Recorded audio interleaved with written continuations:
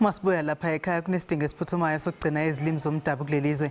Ibhodi elibhekele izilwimi Pan South African Languages Board linxusa abantu bakulelizwe ukuba bakhulume ulimi abaluncela ebeleni isikhathi esiningi.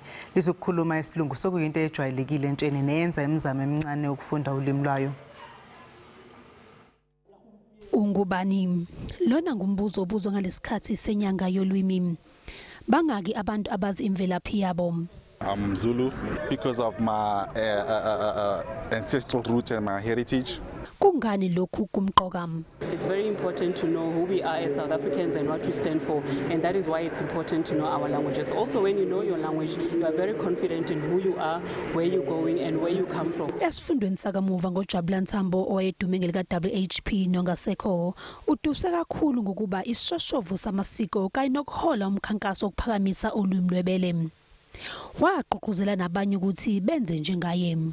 He promoted the use of Setswana in the Motswako music, or what is called hip hop music, in something that was unexpected. Usually the Nguni languages are the ones that are often used in our South African entertainment industry a lot. Umbuzo uthi singaziphakamisa siphinde sizilondoloze kanjani izilwimi zomdabu. We have the national lexicography units that develop dictionaries in all official languages, and then we're also working towards the South African Sign Language, the Koinama and Sign Language.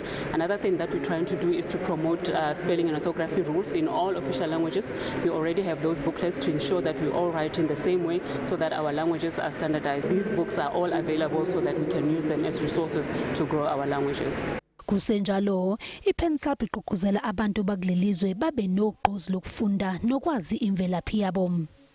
Azibuye emasisweni.